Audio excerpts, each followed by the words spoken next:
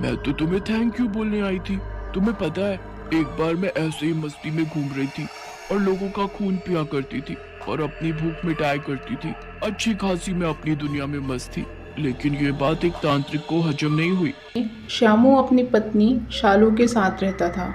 वह काम करने के लिए रोज शहर जाया करता था। एक दिन उसे शहर से लौटने में देरी हो जाती है। ओहो, आज तो काफी ज्यादा लेट हो गया। ऐसा करता हूँ, जंगल के रास्ते से निकल जाता हूँ। जल्दी ही अपनी शालू के पास पहुँच जाऊंगा। वैसे भी आज कह रही थी आलू के समोसे बनाएगी मेरी शालू। जैसे ही श्यामू जंगल के रास्ते आगे बढ़ता है, अंधेरा और भी बढ़ने लग जाता है। ओहो, घर जाने की जल्दी में मैं फालतू में ही जंगल के अंदर से आ गया। कितना अंधेरा है अंदर। ऐसा कहकर श्यामू जल्दी जल्दी चलकर जंगल को पार करने लगता है। तभी घने जंगल में उसे कोई चीज चमकती हुई दिखाई देती है। अरे ये क्या है? इस घने जंगल में ये क्या चमक गया है? मुझे जाकर देखना चाहिए। श्यामू उस चमकती हुई चीज को देखने पहुंच जाता है। ये तो छड़ी है। इतनी सुंदर छड़ी तो मैंने आज तक नहीं देखी। शायद किसी दुकान वाले की गिर गई होगी। ऐसा बोलकर श्यामू उस छड़ी को अपने घर ले जाता है।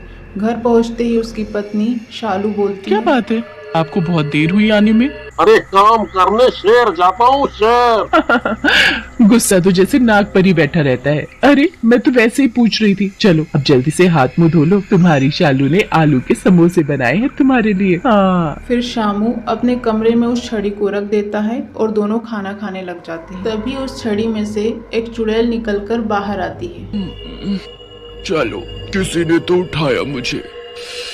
मुझे तो लग रहा था जब से वो तांत्रिक मुझे यहाँ छोड़कर गया है, मुझे कोई उठाएगा ही नहीं। ऐसा कहकर वह चुड़ैल दोनों पति पत्नी के सामने आ जाती है। तभी श्यामू बोलता है, ये क्या चीज है? कौन हो तुम और हमारे घर में कैसे घुस गई? तुम तो डर गए। मैं तो तुम्हें थैंक यू बोलने आई थी। तुम्हें पता है, एक बार मैं ऐसे ही मस्ती में घूम रही थी और लोगों का खून पिया करती थी और अपनी भूख मिटाया करती थी। अच्छी खासी मैं अपनी दुनिया में मस्त थी, लेकिन ये बात एक तांत्रिक को हजम नहीं हुई और उसने ठान लिया कि मुझे पकड़ कर ही रहेगा। फिर उसने एक चाल चलकर मुझे मेरी ही छड़ी में बंद कर दिया और उस जगह पर छोड़ दिया जहाँ से तुम उठाकर लाए मुझे। तो तुम्हारे छूते ही मुझे आजादी मिल गई। तो तुम ये सब हमें क्यों बता रही हो? बस ऐसे ही बहुत दिनों से किसी से बात नहीं की थी, तो सोचा तुझसे ही कर लूं। अब तुम जा सकती हो। हमें नहीं चाहिए वो छड़ी, तुम रख लो। लेकिन हमारे घर से जल्दी चली जाओ। तू कौन होती है मुझे ऑर्डर देने वाली? फिर वह चुड़ैल उन दोनों को वहीं पर मार देती है। कितना सारा खून है यहाँ, आज तो मजा ही आ गया। दो लोगों का खून। इसके बाद वह चुड़ैल गांव में आ जाती है और तांत्रिक को ढूंढने लगती है। जरा देखो तो वो तांत्रिक कहाँ है। इतनी हिम्मत हुई थी उसकी कि मुझे कैद कर दिया। चुड़ैल उस तांत्रिक का पता लगाकर उसके पास जाती है। अच्छा, तो मुझे कैद करके अपना जीवन अच्छे से बिता रहा है। बेचारा, उसको तो पता भी नहीं होगा कि मैं आजाद हो चुकी हूँ। चलो कोई नहीं, मैं जाकर बता देती हूँ कि मैं वापस आ गई हूँ। चुड़ैल एक सुंदर स्त्री का रूप बनाकर तांत्रिक के सामने जाती है। क्या बाबा, आप मेरा भी भला कर सकते हैं? मैं बहुत परेशान हो चुकी हूँ। किसी ने बताया आप सबकी मदद करते हो, मेरी भी कर दो। उस औरत पर नजर पड़ते ही वह तांत्रिक सब समझ जाते हैं। ये तो वही चुड़ैल है, लेकिन ये छड़ी से बाहर आई कैसे? ऐसा सोचते हुए तांत्रिक चुड़ैल से पूछता है, बताओ, तुम्हारी क्या परेशानी है? मेरे घर के पास एक कुआं है। उस कुएं में मेरा कुछ गिर गया है जो किसी जादू से ही वापस आ सकता है। क्या आप मेरी मदद करेंगे बाबा? ना जाने इसके मन में क्या चल रहा है। पता लगाना होगा उस कुएं के पास जाकर।